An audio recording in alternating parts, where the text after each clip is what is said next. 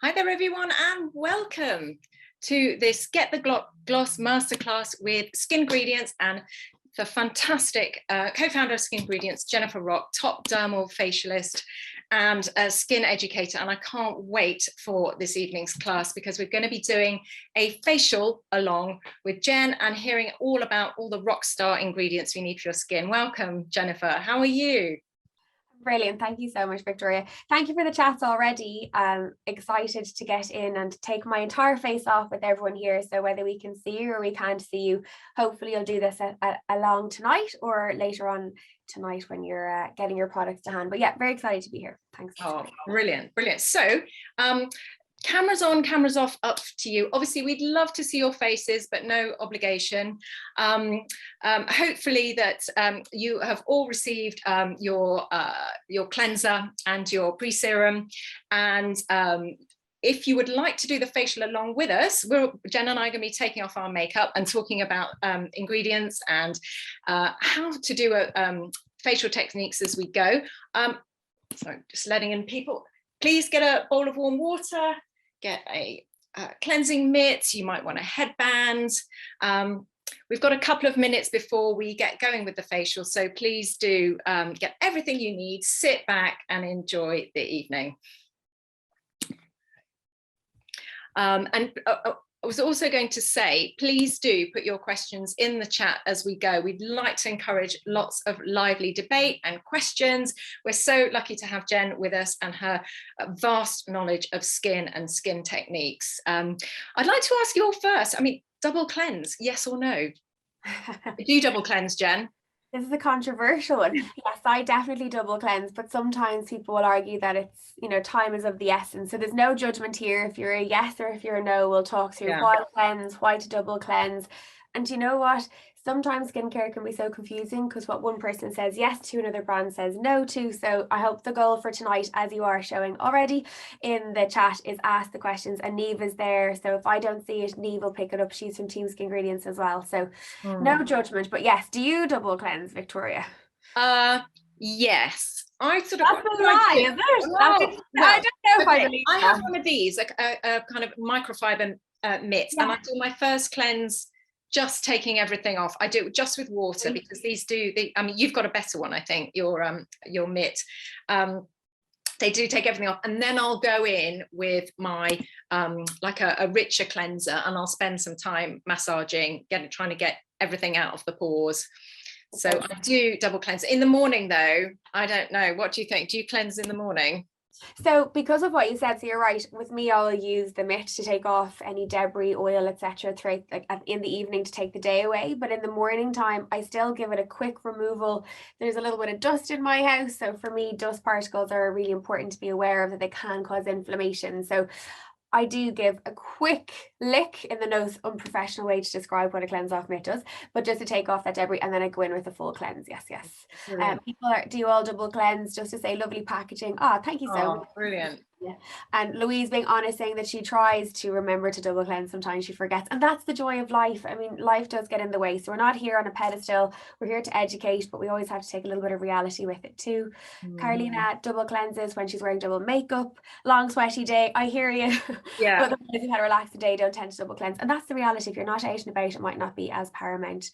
Caroline is saying it's the best cleanse off mitt's better taking the makeup off. So yeah, I think we have a little bit of both. Some do, some don't. Everybody cleanses. That's a good thing. That's a really good sign. Yeah, exactly. I know.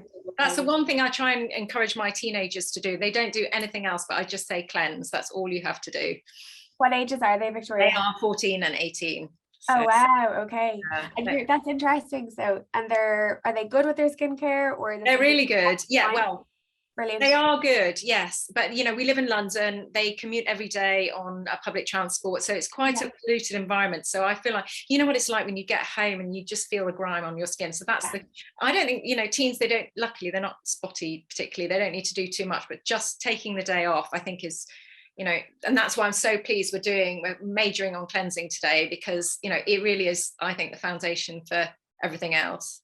Well, I'm completely biased, but I completely agree. I mean, my own background is I'm in skincare nearly 2 decades now, and my background is that I fell in love with skincare age 13. So for anyone there that's listening now or is watching back later and you've had spots and you've walked that walk or you suffer with any skin condition, I think there's a large part of me that has huge empathy for that, because that was how I fell in love with skincare. So I became a facialist, became then a trainer for many different skincare brands, was lucky enough to travel the world. Someone had to do it. But yeah, tough times, working in London, Miami, did a little bit in Australia, and it was an amalgamation of all these different pieces and working with many different facialists and plastic surgeons and dietitians that I started to, I suppose, combine all of what we would call the nerdy nuggets or the essence of the brand that is Skingredients today. So yeah, it's been an interesting couple of decades, but I think skincare can be simple, and that's what tonight's about, is teaching you how to use the products in the right way and ask all the questions you possibly can.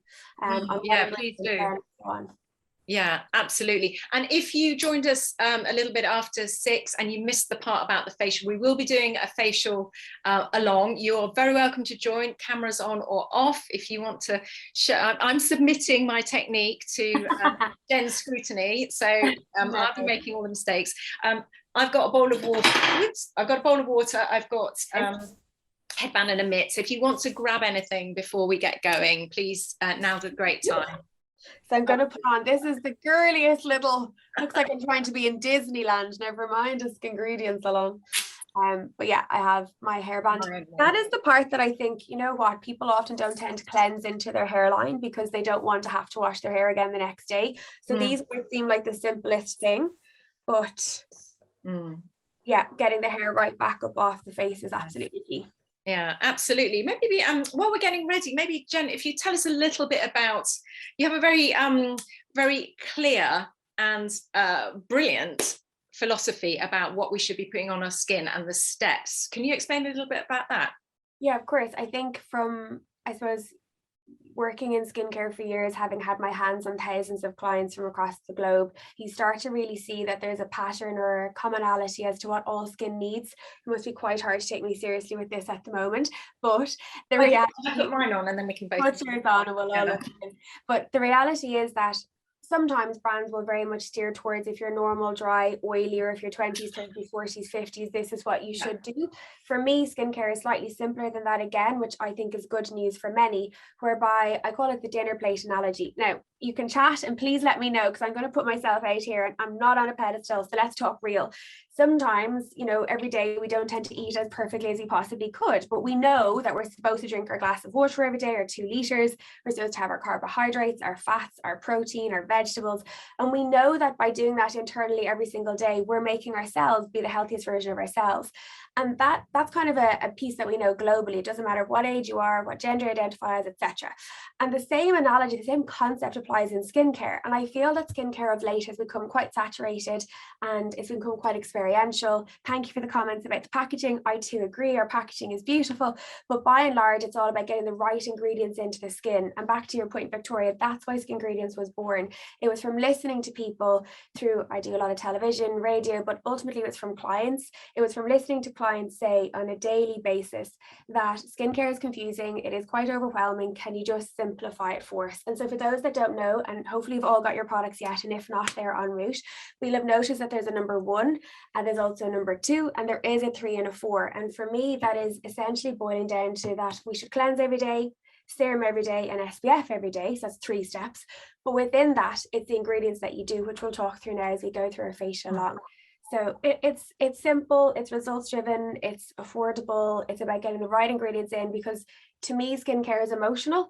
It's about empowering you to feel better in your own skin. I know myself, when my skin is at bay and I feel that I'm in control of it, it does ultimately, honestly, impact how I feel about myself. So, and that's absolutely, yeah. Yeah, yeah, you think you want to feel good in your own skin, don't you? And you know, that good skincare, people think, you know, it's makeup or it's, you know, aesthetics. Good skincare can really transform everything. It makes makeup sit better. It just makes you feel more confident. So we call it skintentment. So it's essentially an initiative whereby we believe that it's really about feeling intent in your own skin, which is easier said than done, but hoping that what we talk through tonight will give you the tools you need to know how to do it. I'm curious in the chat though, please let us know, do you believe or have you found at times that your skin has impacted how you felt? Do you feel that your skin can impact your mood or what you're likely to do? Example, we've got a lot of DMs, Victoria, where people would say, I feel so good about my skin now, having used the products for months and months and some even years at this stage.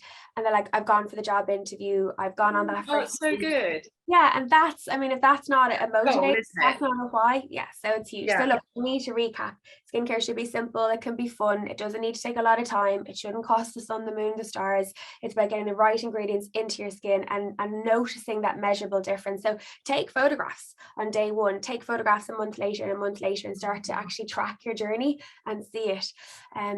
Louise is saying that she feels so low when she gets bad breakouts, and I think that's the reality for so many. It really is, unfortunately, and they don't go away. I think we associate them with your girls. My son is nearly 18. I think we tend to think that at that age of our life it should be some part and parcel, but when you get to 30s, 40s, 50s, you can still have them, and they are quite frustrating. Yeah, Caroline's saying my skin looks very dull when I'm stressed. Yeah, mine too. And also I just feel like, I mean, certainly as I get older, my skin feels thirsty and dehydrated all the time. That's a big struggle for me, is just keeping the moisture in there. So I'd love to hear, you know, your tips as we go on how to do a facial to keep myself hydrated and moisturized. Yeah, of course. And do you know what? Something I've always said and said for many a year, and I see my book behind you, so thank you so much for propping that up. Yes, you must, honestly. She didn't ask me to say this, but this is so good. I refer to it while I'm writing articles for Get the Gloss. It really is, you know, if you're confused about skin or you just want a bit of a reminder, it's brilliant to dip into. It's really, really good. Thank you, Jenny. That means an awful lot. But I think the reality is that it's about, it's just about getting education, knowing what to do, not being confused by it all. That's the important part, really. So when I talk about my philosophy, and the reason I mentioned the book is that I'm a big believer in what you do inside does have an impact. So as much as I'd love us all to be here with a glass of wine, and you know what, life's too short to dwell on it too much, but ultimately what you put into your body does have an impact on the skin. So hydration isn't as simple as just moisturizing or putting on a mask or spritzing. It's very much about looking after your diet, but still living, like not to the point that you're obsessive with it, but just being aware that hydrating your skin can be achieved by eating your nuts, your seeds, your fish, your oils. I'll talk through all this as we go through. So Julia is saying, do you think whatever your skin is, you actually need the same ingredients, because we're constantly told we need individual care, which I think makes it is confusing, isn't it? Skincare is a minefield. It definitely is.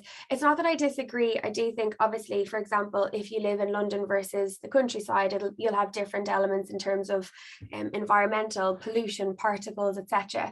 If you're someone at 20, of course, you're facing different things than someone who's perhaps menopausal, 40s, 50s, or 60s. So this is where, I suppose, with me, it's all about the key ingredients as like the baseline, like the foundation, and then you can sprinkle in all the other elements. So it is literally like a dinner plate. Get the key ingredients on, and then some like herbs, some like spices. You might want them someday, you don't want them another day. So back to your question, Julia, that's essentially how I see skincare. Get the key ingredients first, and everything else is kind of in addition to that, specifically for you. Brilliant. Shall we get going? Let's do this. Okay, so let us know if you're actually joining us, or are we the only two that are doing this? Well, let's take one for the team. So now I'm looking forward to this. I'm really happy to take my makeup off I'm wearing a bit of foundation. I haven't got anything on my eyes because I ran out of time. I was on television earlier, so I have more makeup on than I would normally have on. So let's see how it goes. Because I have no glasses on, it's always an interesting situation. So you're going to have to be my eyes, Victoria. If I have well, I have to take mine off too. Okay.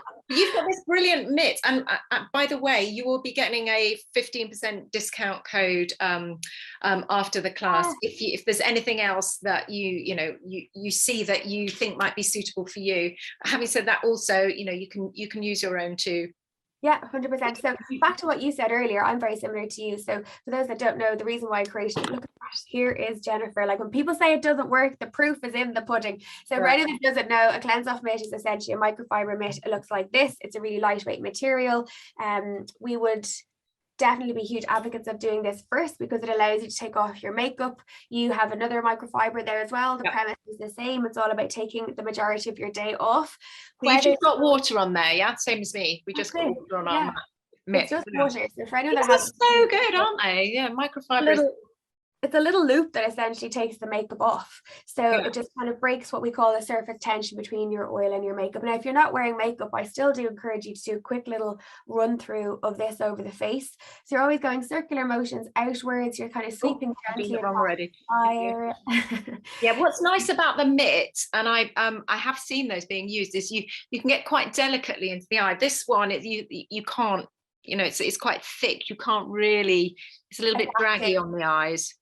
So for me, so this is not that technical, but just so you know, when I go around the eye area, I'll always kind of change my hand. So when my hand is underneath the mitt, just because you can't see it, it's usually like this. It's quite a firm motion, like it's quite I treat skincare removal, and I know I'm biased, I'm in this sector, but the reality is I treat, you know, the end of the day and the beginning of the day like my bookends are the only time I have to myself. So I just treat skincare as a little bit of me time. So yeah, essentially when you get to the eye area, you're rubbing downwards and you're rubbing out. And then, as you said, you're going to then just really, this is what I'm doing in the mitt. So you're getting right in and underneath. Yeah. You know, I learned the other day, I was at an event and there was a doctor there, and he told me that we have special receptors here which respond to quite I mean, not, you don't have to press them really hard, which respond to touch, and these trigger your parasympathetic nervous system, so you'll rest and digest, you know, the kind of calming, relaxing. So it really is, there's a kind of scientific reason too why touching your face helps calm you down. You know, like certainly when my kids were little, they always wanted like, forehead stroke, and yeah, there's a reason for that. It makes sense. I mean, I've trained many moons ago in facial yoga, and actually I've been a recipient of acupuncture many a time, and you tend to focus an awful lot of the tension on what we call the frontalis area. So you can really put a lot of pressure onto this area. So it makes perfect sense that, as you say, the scientific link to it. Mrs. Kathy is saying that she's yet to use the prebiotic. So excited, trying hard to listen whilst doing bath and bed routine for 5 years. I bow down to you, I really do. And Caroline is saying she uses the pre-probiotic on the cleanse of mitt. So do you know what's interesting? So you just saw myself and Victoria both use our microfiber in circular motions outwards. Now I haven't gotten all my eye makeup off. I really am as blind as a bat. Yeah, I'm having to put mine on. But so the point is, when you're in front of your own mirror, you can obviously see upright, close and personal, but then this takes off the majority of the makeup. It doesn't take the whole thing off, but it is nice for a cheat night. It's nice to take off the majority, and then I'll go in now with my cleanser. So I'll decide, okay, do I, you know, what cleanser do I want? I'm actually a big believer in cream-based cleanser, and the reason why I'm a big fan of cream-based cleanser, and this might interest people, I genuinely am a walking, talking hormone. I have, you know, issues underlying, which means I'll always have oily skin. It's just systemic. It's part of me. And that's something to be aware of in skincare. There's only so much that skincare can do. So don't beat yourself up too much. Why do I encourage cream cleanser then if I personally am someone who has a lot of oil? Well, the reality is, so when you apply your cleanser, sidebar, you're just going to apply it in what we call almost like prayer-like motion. Oh, this is nice. Feels so silky. Louise is asking, oh God, sorry, I've got to put my glasses back on. I'll do it. For breakout prone skin, cleanser, creamy cleanser on breakout prone skin. This is where I'm going with this, and it's a really valid question, because a lot of the time I find at the moment skincare tends to be a lot of over exfoliating, a lot of retinols, a lot of acids, and it's not that I don't love those ingredients, but there's a time and a place. And sometimes what tends to happen is people are over washing their skin, and Victoria, you know this, there's so many articles now at the moment about compromised barrier, irritated skin, autumnal skin, winter-based skin, whereby it's actually sometimes ourselves that is causing that issue. So by constantly washing our skin with a lot of lather and a lot of foam, it might not be the best for the skin. So to answer that question to Louise, yes, the reality is I'm a big fan of a cream-based cleanser because I like it too. I like a balm, and I like a kind of balm to milk as well. I love those textures, because I think people with oily skins are nervous about using anything that has a kind of slightly I mean, it doesn't really have an oily feel, but it's definitely creamy. But as far as I know, you need a bit of oil because your pores are oily. So you kind of, the oil, you can't just, you know, you can't clean an oily pan with just some water. Yeah, 100%. And I use that analogy regularly. I always say, you know, when you think of your kind of Sunday dinner roast, you can't go to the sink and use water and think that it'll take everything off. Yeah. The gravy and that there, oil cuts through oil. So the oily element, if you will, within the cream product, that is the cleanser, which is the one that everybody has, which is extremely exciting. It will take off all the oil and your SPF. It's really important that you remove your SPF. Now, I'm now really thoroughly, so I've applied my cleanser all over, massage it in for 60 seconds is ideal. I usually suggest people do nipples up. If you're anyone like me, you might give a little lick of a bronzer across the décolleté. So it's quite important to remove that every day. And then nipples the reason why nipples up, exactly. The reason why which I will not be showing you, panic not anybody, but make sure you take your cleanser off. This is the thing. So you said you love a balm, Victoria. So many people love balms and lotions, and that's perfect, but make sure you physically remove it. My bugbear in skincare is when you see these beautiful ads on the television or online, and there's this kind of splash and dash and frolic. Oh, I know, it's so annoying. Yeah, no, it's aesthetically pleasing to look at, but you're not physically removing the product from the skin. So it is really important to physically remove. Circular motions, always upwards on the neck. Don't forget, out to the ears, corner of the nose, across the lip, people always forget about, and through the brows if you're someone that wears brow product. Yeah. I see you've got a new mitt there. Tell us about mitt hygiene. Is it one use wash or? Good question. So no, honestly, you can get months and months and months out of them. So for those that are more sustainably conscious, which is the brand we're very much becoming, and I think it's part and parcel of how skincare should behave. When you think of a mitt versus cotton pads or versus tissue or versus wipes, if I even talk about wipes, because I don't think people tend to use them as much anymore, then the cleanse off mitt is something that you can have for such a long period of time. So we like to call it a skin investment, albeit it's only a couple of pounds. It's not that expensive.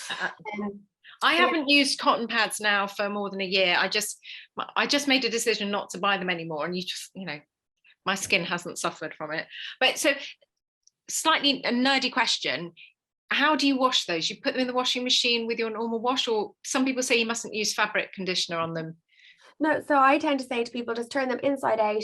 If you have a microfiber bag, it's always ideal because it'll catch any of the fiber loops, but keeping it inside, putting it into the washing machine, 60 degrees plus is what we tend to advocate. That's in line with the WHO's, the World Health Organization, to ensure things are completely removed of bacteria. But my mom is probably the best and the worst brand ambassador insofar as that she has the prototype, which is potentially 10 years old at this stage. So they really do last well if you wash them regularly. So that's a really important piece. Now, just to talk about this for a second. So I will now go on, let's say for myself, I mentioned that I'm quite oily prone. So how do you know what ingredient to look for? So I'm oily prone, so I'll use something with salicylic acid in it. So the product I have here has 2% salicylic. It does kind of lather. It actually is quite a cleanse, which is a gel based, but this suits my skin goal. So my skin goal is to degrease my skin because my hormones keep lying to make all that oil, even though I'm halfway to 70. So it's important that you then have, if you wish, a treatment cleanser. So for example, if you're oily prone, you might choose to use salicylic acid 2%, that because it is antibacterial, it's anti-inflammatory, it'll take down the oil. Or for example, if you're not spot prone, but you want a little bit of assistance, you might opt for, say, a glycolic cleanser or a lactic acid based cleanser, essentially something that's good for pigment and pro-aging. I don't know if you know this, but we have a new product coming in a couple of weeks, so I'll just nod on that point and say no more. Interesting. Well, you mentioned pigmentation. That's definitely an issue I have, so I'll be keen to find out what that is. So just to clarify, would you do this as a first, well, the mitt, then this, or this, one or the other, or both?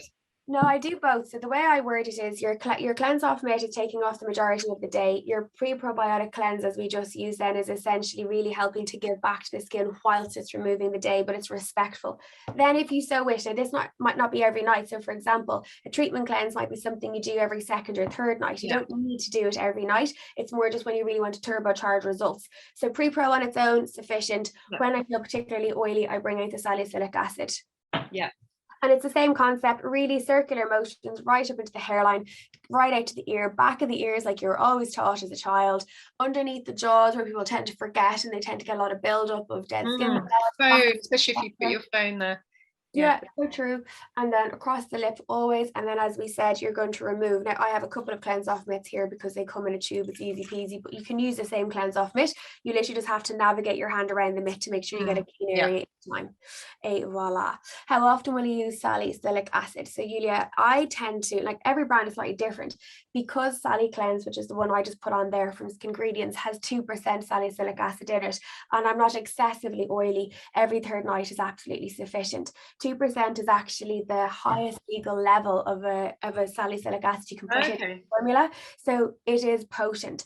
And the problem at times is that, myself included, you can fall in love with an ingredient like that and overuse it. And your skin, if we think about it, is an organ. It's naturally designed to protect and seal. So if we keep washing and removing the oil away, our skin actually makes more oil to compensate for it. Yeah. So I think Louise was asking what happens if you use it more than that. I think you're saying you probably get oily. You can get oily, or short term you can get a little bit drier, more sensitive. You can kind of just feel your skin's taut and tight, but you'll usually realize that you'll start to feel that you're taking too much from the skin. The way I describe Sally is that she's a diva, she's potent, she's active, and if you think about any relationship, Victoria, let's pretend you and I are best friends, but let's say I'm always taking from you, you're going to want to start to back off, because everything should be two-way, and that's exactly what Sally is. Little and often wins the race. So that is your double cleanse, if you will. So your skin, when you feel it, should feel nice and hydrated. It shouldn't really have any. Mine does. But I love the feeling of my skin after this, the pre-pro. I think this is genius. Thank you very much. Really nice, because I think it's also to do with a feeling of how your skin should feel after a cleanse, isn't it? My skin is not tight, but it feels really clean. And I think that's the fine balance, isn't it? Because we've often been reared to think that your skin needs to feel like sucked and void of all moisture. But back to your question earlier, how do you allow my skin feel hydrated? Sometimes it's actually that we take too much from our skin, that we cause that dehydration, or we cause that lack of oil. So cleansing to the point that your skin feels hydrated and plumpened is the objective, as opposed to anything else. Perfect. Right, now we're on to my favorite part. So we've spoken about cleansing, double cleansing, how you choose a gel, how you choose a cream. We've spoken about the techniques, nipples up, although we did not demo. And now we're going to ultimately talk about serums. Okay, so serums, as we all know, have exploded onto the sector in the last, I want to say, decade. When I was growing up, it was basically cleanse, tone, moisturize, wasn't it? Now it's same. Double cleanse, serum, SPF is kind of the norm. I know, thank goodness we've got it wised up to SPF. Yeah, and back to your pigment point, SPF really is so important. So I'm applying, which everyone has been sent, thank you so much, is Skin Veg, and the name says it. It's literally like vegetables for your face. The good news is it doesn't smell like vegetables for your face. And it's actually a really interesting point, because I love smells, don't get me wrong. I come from a spa background. I come as a facialist. I'm very much into aromatherapy, essential oils. But when it comes to skincare, it doesn't have an impact on the line, the wrinkle, the pigment, the redness. It's the experiential element as opposed that's clinically proven to help. So we have chosen to have no smell in the formula, which sounds very easy to do, but it's actually really hard to formulate, because a lot of products might not necessarily be the most pleasing to the nose. So where I'm going with this is that a serum is essentially a newer concept to skincare. It is, in essence, a lighter version of a moisturizer, typically nerdy bit. The molecular size is slightly smaller, so it can penetrate into the skin, bearing in mind that your skin is actually quite a thin membrane, and what you're trying to do is always penetrate the lower layer of the skin to allow your skin to regenerate itself. When you're using a serum, there's many different options. So I, for example, am a big fan of hyaluronic, as you might imagine. Hyaluronic acid is an ingredient from 30 onwards. We tend not to make as much. So it's all about trying to give back to the skin what the skin naturally has. So Skin Veg is, as I said, like vegetables for the face, because it has antioxidants in there.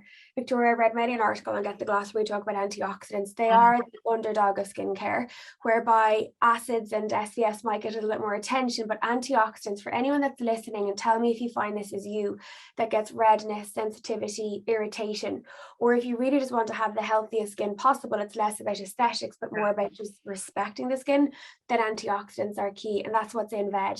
They're protecting, and bring it right up around the eye area, right across the eyelid, through the eyebrow, and it's essentially an eye serum in one. Nice. When you apply it, you can feel that it's not too tacky. It's got a low molecular weight hyaluronic. which means it really penetrates into the skin. Julia is saying, not having perfume in your products makes me so happy. I occasionally suffer when brands place whatever but not my skin. That's really interesting. And Mrs. Kathy, I love this. I don't know how you're able to hear us while you're bathing children, but antioxidants have really made a difference to my skin. They are, honestly, I really hope in years to come that they become the new hyaluronic of skincare, because they truly help with anti-inflammatory. And when I think about skincare, the majority of accelerated aging, like, you know, your lines, your wrinkles, pigment is inflammation, psoriasis, eczema, acne is inflammation. A lot of the common skin goals or concerns, if you will, are caused by inflammation. So calming that is genuinely key. It's a bit like your 5 a day, or eating the rainbow, isn't it? Having that kind of broad range of antioxidants is really, you know, it's as protective for your skin as eating a really good diet. It really is. And that's where the analogy, as we said at the start, really transfers over. For those of you that haven't come across veg before, you might notice, if you haven't tried it yet, but makeup artists love it. People just tend to find that it sits so beautifully underneath makeup. We call them drinkles. So where you tend to find that you have like kind of dehydrated lines. So it's dehydrated wrinkles. They're not caused by aging. They're not chronological, but they're actually just caused by not having much hydration in the skin. So it really helps with wrinkles. Since beauty makeup gives a dewiness immediately. Now, with serums, you'll often find people layer them. So that's where, and I know everyone doesn't have this product per se, but I'll talk through what ingredient to look for. Okay, so when we talk about something like veg, it actually, FYI, works for everybody. So if I've put about 5 layers of this. My skin is just kind of eating it up. I think I've got my answer. It just keeps sinking in. It's brilliant. So your next product, sorry, the red one we're talking, would this be a moisturizer next after your serum? Or there's a lot of talk about like double seruming at the moment, which is important to address. So hyaluronic and the antioxidants, as we said, are almost for everybody. Everyone needs help with hydration. Everyone needs help with inflammation because of the life we tend to lead. However, if you really want to try and trigger skin health, vitamin A is a common ingredient you'll hear plentiful about, and then vitamin C. And so I'm a big fan of people looking into vitamin A and vitamin C based serums. Why? Well, vitamin A helps to trigger your own skin's natural collagen and elastin. So if you're looking for something anti-aging, or we say pro-aging, then vitamin A is the one to go for. If you want help with scarring and color and just letting your skin be the healthiest version of itself, that's where vitamin A comes in. Victoria, you know this, I know, and I mentioned it briefly earlier. Vitamin A is typically what people call retinol, or you might find it easily called retinol. Sometimes retinol can cause sensitivity and irritation, and so I'm a big fan of using something that's slightly gentler on the skin on a daily basis, and then maybe sprinkling in my retinol if I feel the need to, you know, every second or third night. So that's, sorry, to answer your question, what I have just put on here is our step 3, and again, obviously we would love you to love Skingredients, but if you have vitamin A at home in the bathroom cabinet, you know, go get it and grab it. And when you're using vitamin A, I'm a big believer in kind of kneading it into the skin if you've time, not always. So when you're kneading or knuckling, you're essentially using the flat part between both knuckles in kind of circular and outward motions. So A, this will help the product to penetrate in further, and B, it's giving you a little bit of time to yourself. Jaw clenching. Isn't it divine? So like, you don't realize how much tension, and that's before anyone even suffers with TMJ or anything to that effect. So really kneading the skin brings blood to the area, brings nutrition to the area, and then takes the carbon dioxide away. So I always knuckle, so just to show across the brow, up into the hairline, and I do that for however long I tend to have. Vitamin A generally, and vitamin C, if anyone is listening that suffers with redness or pigmentation, like you said, Victoria, then vitamin C is a key ingredient. Yeah. So your product mixes vitamin A and vitamin C. Is that then purely a nighttime product, or can you use it in the day? Great question. So because it's not retinol, you can use it in the morning. It's actually photoprotective, meaning it's light protective, as opposed to many forms of vitamin A can cause sensitivity to light. So this is morning and evening, eye cream product, neck product, a little bit left over, put on the back of the hands. You don't have to knead it in, you can just pop it on and away you go. Yeah. But this is the one that gets the most results. People just... Actually, 2 and 3 are like the dream team. They work so well together. They do work separately and they work really well together. I have questions here. Sorry. I have used multiple tubes of skin protein. I'd say nearly 10 tubes at this stage. Love it. I would love to progress on the vitamin A scale wise though. What would you recommend to do? I'm prone to hormonal breakouts at times. Dervila, first of all, can I say thank you so much for 10 tubes of skin protein. I just hope that never loses its absolute delight when I read that from people.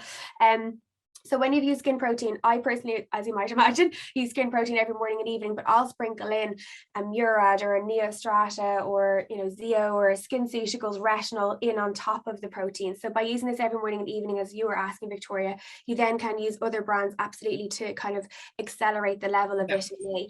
And the reason why I wouldn't necessarily come off protein and go on to retinol is this is almost like you're walking every day and then you're doing your sprint or your jog with your other product in on top of it. So do that, 100% do that. Yeah, I'm a big fan of sort of gentle forms of vitamin A because you can use them every day, and the compliance is just the, you know, it's so easy to fall off the retinol wagon once you get some dryness or sensitivity, and this, you know, a daily dose can really, you know, make a big difference. Skincare is about consistency, really, at the end of the day, isn't it? And that's actually why there's retinol palmitate, not to get too nerdy for people, but I chose specifically, purposefully not to have retinol in our key 4, simply because I wanted people to be able to use it regularly, not have any of that kind of downsides that can happen with vitamin A, but still, by using it regularly, you get the same results over a period of time. Question here about the vitamin C in it. So with vitamin C, it's sufficient enough to get the results that we want, but not to the point that it tends to cause breakouts. So that's the question to Diane. Eula, what form of vitamin A and what concentration, please? So it's retinol palmitate, and in terms of concentration, we measured it in international units. We don't typically tend to disclose it, but I'll allow Neve come back to you on that one. Mrs. Kathy, I love your numbered approach, even for serums. Thank you. I find it confusing sometimes to know the order to layer serums. Honestly, that's the hardest part. So if somebody says to me, Jen, I just want the healthiest skin, I'll always say, right, hyaluronic, hydrate, antioxidants, anti-inflammatory, vitamin A, vitamin C, they're the key things. Then you'll have all of the trendier ingredients such as succinic acid, tranexamic acid, or people love vitamin B3s and panthenols, and they can all come, but I think I would always tend to center and advise people to get the key ingredients first. It's like a capsule wardrobe, get the core first, and then everything else kind of comes thereafter. Yeah, Louise is saying that her skin feels tight after skin veg with 2 layers on. Typically, I not the norm. No, definitely not the norm. But it can. No, mine doesn't feel tight at all, and I've got like 3 or 4 layers on. Usually the opposite. Usually, if it's to skin, it tends to come in. But then if you put your protein on, or if you put your moisturizer on, so typically with something like a hyaluronic, I don't believe it's a standalone piece. It does need something of a little bit of a cream base on top just to let it seal in, and then you actually keep the hydration levels in the skin, which is something to consider. Okay, so let's pretend this is the morning, which it is not, so I won't necessarily demo it per se, but an SPF is absolutely key. So when you're applying an SPF, you need to pretend that there's like a half a teaspoon here and you're applying quite a lot of product. I think that's the reality. The reality with SPF is that we should be applying a serious amount on a daily basis. So I'll do a quick demo, not the most thorough perhaps, because we're obviously going to bed now. And then you literally apply it evenly all over, always across the lids, and you're essentially pressing it rather than massaging it in. Now there's 2 types of SPF. There's what we call a physical and a chemical. Sidebar, chemical is not a negative. I sit here with a glass of water not too far away from me, so I tend not to kind of feed into any issues with somebody that is afraid of chemicals, but ours, just so people know, is what we call a physical form of SPF. And I don't know if you can see it, but it does sit into a fair skin particularly well. It just settles in, it gives a dewiness and a glow, quite hydrating. Placement is important with SPF, that you evenly distribute it all over so that you really are ensuring that you're reflecting those lights away. Are you an SPF applier every day, Victoria? Absolutely, because of my pigmentation, and I was shoved out in the sun to fry. Okay. You know, factor 2 was exciting when I was a teenager. So yeah, no, absolutely, I'm rigorous. And also because I've tried to get rid of my pigmentation, and if you then don't keep on top of it, you get the bounce back pigmentation. So yeah, no, I am absolutely, and my children too are, that's cleansing and SPF, that's 2 things I make them do. I run after them with sun cream though, they go yummy. But it's true, like, and I think the reality is why this SPF, or whatever SPF you choose to use, for me it's all about the consistency, that you like it, because if you like it, you'll apply it. And then back to the word consistency earlier, the more consistent you use it, the better the results that you get. So this is an SPF 50. I'm a huge fan of a 50, simply because we tend, unfortunately, not to apply as much SPF as what we're told to do. We would do everything in accordance with the Irish Cancer Society, the UK Cancer Society, and so half a teaspoon from the collarbone up is what you're advised to do. do hail, rain, shine, 365. That's important. And you'll notice that this gives a nice kind of dewiness, and it's really lightweight, which means my makeup can apply really well. And the reason why I created it like this is that I find that people were using excuses if something was too thick and makeup didn't sit well, that I go, well, I can't use my SPF now. And then you're trying to fight against pigmentation or anti-aging. So I think it is important to like your SPF. I do also like a dedicated SPF. I'm not necessarily a fan of SPF in my foundation, even though, you know, it's a bonus, or SPF in my moisturizer, because I think if I know that I'm applying enough then of the SPF, and it does what it's supposed to do, and it doesn't interfere with the actives in you know, if it's in a foundation, you can't put enough on to get it's the two finger stripes is the other thing I've heard. Yeah, you're right. You're right. Yeah. So that's how much you need to ensure that you really do have the correct amount. 50, because unfortunately people tend not to apply as much as they should. And that's where my reluctance with SPF and foundation comes from. So in order for me to have that much foundation on, it would probably give me a desired foundation look that I don't want, i.e. it looks too heavy for the look that I go for. So applying your SPF as a separate entity before your foundation is definitely something that I'm a huge advocate of. In terms of our SPF, something to look out for is your HEV light. So there's kind of, the jury's out, if I'm being completely candid and frank, between these virtual walls. There's a lot of talk of what people describe lately as high energy visible light, or your blue light or synthetic light, which we're definitely getting in abundance. Thank you for tuning in, but it's our reality in front of a computer. You actually get HEV light from the sun as well. Yeah. And we're talking about SPF. The reality is that the light comes in, it penetrates past the top layer of the skin, it gets into the living dermal layer of the skin. And that's why SPF, back to your point, is one of the most pro-aging things you can do. It helps prevent against pigment, it helps prevent against lines, wrinkles. It actually has an impact on pores. A lot of the time the pores stretch due to age. It's not actually due to oil. If you think about it, a pore like an elastic band, they're nice and tight at the start. Yeah, the elasticity starts to loosen, which is why they become slightly larger. But blue light is something that I'm a big believer in protecting rather than trying to, you know, erase the past. So shielding your skin against the elements is definitely important. Yeah, absolutely. Yeah. There was a question too about misting between layers. I think that might have been in response to hyaluronic acid, because I know that people say that it holds on to moisture. You need to give your, you know, holds on to water. So do you need to give your skin some kind of water for it to hold on to? I'm known for calling what we call spritz o'clock. So essentially don't feel that there's any time that a skin won't benefit from a little bit of spritzing. But essentially when we talk about spritzing, you're right. Something like a spritz in between or before your veg will actually allow veg to work better. Before any product, it allows it to settle in better.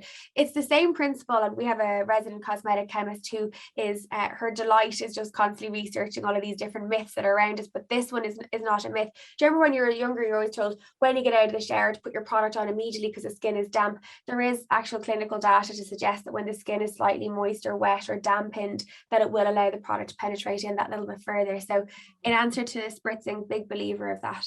I like spritzing, yeah. Sorry, and then Caroline is saying that she's always massaged her SPF in, pressing it in makes more sense though. And do you know what? It's actually quite relaxing as well.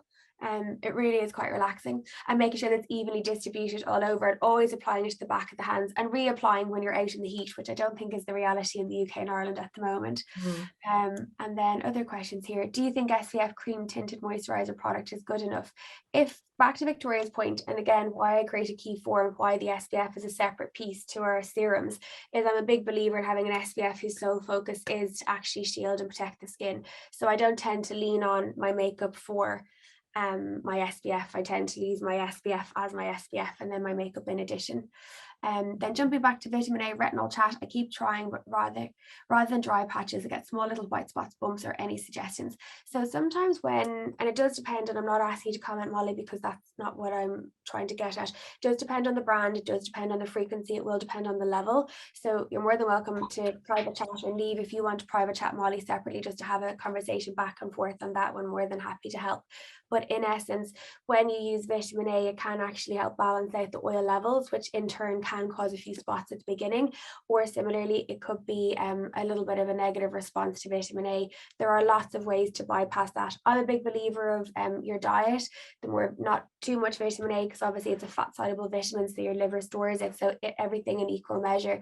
But the healthier and the more vitamin A you have inside, perhaps a supplement could be ideal. It really helps your skin to acclimatize well to topical vitamin A, so you're less likely to have any kind of healing crisis, as we would call it. Louise asked, does Shield sit well under makeup? Yes, it does. It's honestly one of our go-tos for that reason alone. You're more than welcome, Wally. And then the last lovely pink, sort of pinky peachy tinge too, hasn't it? Yeah, so it has like little filters in there. Actually, some of the pigments in it are part of what allows it to protect against computer light as well. Oh, wow. And then the last thing for those, because obviously I have SPF on, typically you wouldn't moisturize after an SPF. A very common question would be, you would then go on about your day, you tend not to disrupt your SPF, you try to leave your product on. But just from a massage perspective, really quickly before I know people's time, but the reality is then that I try to do what's called pinching. So when you're a facialist, you're always trying to bring blood to the tissue, and moisturizing is a nice way to do that really quickly. So you're almost clamping, if you will, your skin in outwards motions. And then just to like mind yourself at home, what we try to do in the facialist world is not let go and then go back down. You tend to do 1-1. So you'll pinch outwards and then bring one hand in, one hand in. And honestly, this can be so therapeutic after a long day. You know, kids, no kids, job, no job, just life is busy. And then always putting pressure around the eye area and using your ring finger, but really applying it to the bone and outwards. Yeah. So in essence, I hope that it's simplistic. It's about getting the right ingredients. I agree with you wholeheartedly, Victoria. It's about cleansing and SPFing. Then with serum, hydrate, and definitely choose something more pro-aging. Again, back to the key 4 as our concept. But less is more. Take photographs as you go. Any questions, people hopefully always know where we are. We're always available on social media. We're here to guide, and we're happy to talk about other brands too. So it's not about falling in love with Skingredients alone. We'll teach you what products you need from Skingredients, but in addition to maybe your absolute beloved cleanser or eye cream or so on and so forth. Yeah. Well, thank you everybody for joining us. I know, Jen, that you were very happy to stay on and answer any more questions. So we did say that this would finish at 7:15. So if you have to go, thank you so much. We'll send you a recording tomorrow with your discount for you to get your top-ups. And don't forget, refills. I meant to say everything is refillable. So if you've got stuff, you can just buy the refill. Yeah. But if anybody has any further questions that they'd like to ask Jen, I'm really happy, and I think you are too, to stay on, and we can answer any specific skincare or aesthetics questions. We've got one about microneedling coming up. But meanwhile, if you have to go, thank you so much for joining us, and please join us again at our next Get the Gloss Masterclass, and we'll follow up with you tomorrow. So it looks like we've still got quite a few people here. So there's a question there from Julia. How do you reapply the SPF if you wear makeup? Honestly, and ask Neve, she's testament to this. She's seen me do it in real life many a time. So Neve is my education manager, whose role it is to educate our clients and also to educate our stockists. So essentially, I just apply it over my makeup, and it does take a few minutes to soak in when you have makeup there. There's no denying it, but that's how I apply it. Or at times I'll use a mineral-based foundation where I'll just, quick lick of a titanium dioxide, a little bit of pigment, gives a little bit of coverage and a little bit more UV protection there as well. Anyone wants to know more about refills, watch Jen's Live with Nadine Baggett. Thank you so much. Thank you, Kathy, from the bath. But the reality is, you're right, and Victoria, you said this, that's how easy the refill is. So for us, sustainability has become become such a large part of what we're talking about. We're not claiming to be perfect, but I really think that it's a responsibility piece as a brand founder, that when there's so much plastic created in the world, why can't we try, which we have done, manage to achieve that refills are part and parcel of all we do. So as you said, those that were gifted the pre-pro and the veg will never have to buy this house again. They'll just have to get their refill thereafter. So, and people might wonder, because you will have seen other refills, which is brilliant that the beauty industry is really embracing refills. You will see other refills which are kind of like pots with a kind of peel off lid. And you might think, oh, that's got, that's kind of less plastic to put in a jar. But there's a very specific reason why you've chosen this form of refill, isn't there? Yeah, 100%. So when you're dealing with refills, everything that we do has the right level of ingredient to ensure that we can actually substantiate when we say it hydrates, it moisturizes, it's pro-aging, it's, you know, antibacterial, depending on the product.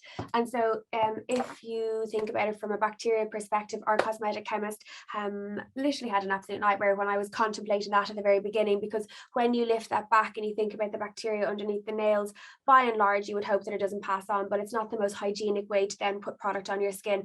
And then also because it's open, you're allowing your product to oxidize, which you'll notice that you can't actually see the product. We have timed the products that when you use it, you'll know it's literally 90 days to the day that you'll get out of your product.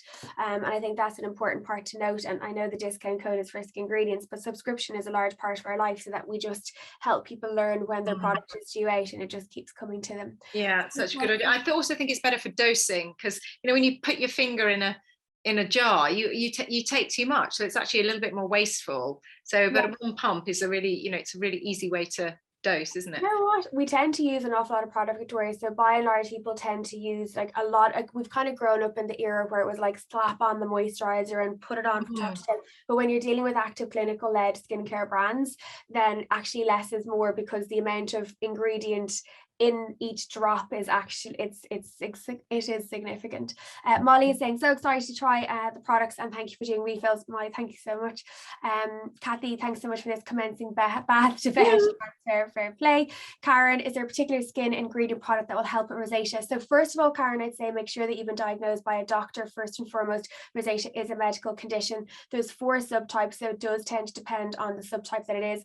By and large, it tends to be redness inflicted. Azelaic acid is a really key ingredient in my opinion. Niacinamide can help. At times vitamin A, which is our protein piece, but make sure that it's alongside medical condition. Rosacea can often cause dryness and dehydration, which is where fats, as we spoke about at the end, can come in, as Victoria is displaying there. But yeah, I think that's a really key thing with rosacea, is to get the medical advice first, and SPF, and notice your triggers. So for example, some will say that red wine can trigger it, some can say it's spicy food. So not the easiest thing to do, but documenting what you find brings out that flair, because like with anything in skincare, it's finding out your trigger, what causes it, is actually going to help you get to the root of the problem. There's a question about skin good fats on oily or breakout prone skin.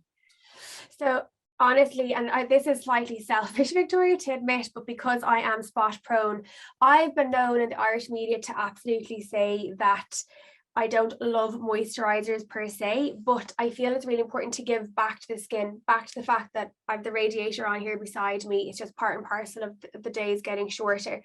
And I don't believe in moisturizing for the sake of moisturizing, for that kind of comfort element alone. Ideally, you would be doing it for that comfort element, but also giving back to the skin what the skin needs. And we naturally have ceramides in the skin, which is what good fats is. I need this one for sure. Yeah. And that's where the pinching motion is nice, but that's in addition. It really is about getting ceramides in. But to answer this question, no, it doesn't cause blackheads. We have studies to substantiate that it doesn't, because you want to be able to hydrate and give moisture, but without causing any irritation or breakouts in the future. And then my thoughts. Sorry, go on ahead. Oh yes, there was also a question about oily combination skin with the SPF as well, because I can't remember who asked that, but yes, Emma, I often struggle with SPFs because she's got oily or combination skin. And again, I think the reality with Shield is that it's so lightweight, and you're looking for something that has, as I said earlier, consistency that you love. If you love it, and for example, if you like something really creamy, honest answer, you won't love Skingredients SPF. So find an SPF that you absolutely adore, use the right amount. It is honestly one of the best things you can do for skin health. What are your thoughts on jade rollers, microneedling? Can they be used with the Skingredients products, or is it a bit redundant? Look, here is, no word of a lie, in my pen holder, a jade roller. I find these ridiculously, maybe I should clean it first, I should, but I just find them really therapeutic. I don't necessarily, there's no science or data behind it or clinical studies to say that they truly have a massive impact. Where I really do stand beside them is that, even though I've just taken it out of here and this room is quite warm, they're really cold, they're really calming, they're quite, anti-inflammatory, but they're not necessarily doing anything beyond superficial. So they are good for lymphatic drainage. I do think they're kind of a nice piece to have, but I don't feel, if I'm trying to invest, 20, 30 pounds, I would choose a serum over a jade roller. So they're a nice to have as opposed to a must have. Microneedling, Victoria, you said it, like it's a whole different life. I have taught microneedling in London for years. I am a big believer in microneedling. There's two types. There's your home version, which is ultimately a penetrant enhancer. And then there's also what we do in clinic, whether it's 0.1, 0.5 or 1 mil, 1.5, depending on who it is that's needling. So I do support both. But my qualm with people doing it at home is that they're doing it thinking that it's triggering collagen and elastin, whereas typically the size of the needle and the depth and diameter. That deep, isn't it? Yeah, for a good reason, because you'd get bleeding, wouldn't you, if it goes down to the kind of living layer of the skin. Dermal layer, and you don't want that. That's trauma to the skin, which does help the skin, don't get me wrong, but it needs to be in a sterile environment where it's very much controlled. And that's, I said the word penetrant enhancer. Skin veg actually allows the rest of your products to apply better. So there's technology you can do that negates the need to have a separate tool. So I actually think that's a whole different life. Thank you so much for your honesty and tips you've shared tonight, Emma. Thank you so much. Thank you for coming. Julia, I have to say you're very knowledgeable and I enjoyed so much this event. Thank you. Therapist, educate, no clue. Oh, that's so kind. Thank you very, very much. Discount. You're more than welcome. Honestly, guys, this is amazing. YouTube reviews are always welcome. So thank you. But yeah, honestly, keep the questions coming. Thank you so much. It's been really interesting, informative. Skin feeling clean, not tight. Amazing, brilliant. Honestly, Victoria, I could stay here. I really. Yes. Oh, well, we'll have to have you back for and round two. And find us on Instagram or message us. What would you like us to talk about next? We'd love to answer your concerns. Thank you so much for being such a engaged and participating audience. Thank you, Jen, for all your wisdom. And my skin feels amazing. I can't believe how much of this my skin soaked up. And I think I've got the answer to why is my skin so dehydrated? But your skin looks healthy and dewy. That's the goal. It's great. It's great. Thank you. Absolute pleasure. Honestly, guys, anyone has any questions, you know where we are on social, but it was an absolute honor. Thank you very much, Get the Glass. Thanks everyone. Thank you so much, Jen. Have a great evening and we'll follow up with you tomorrow. Good night.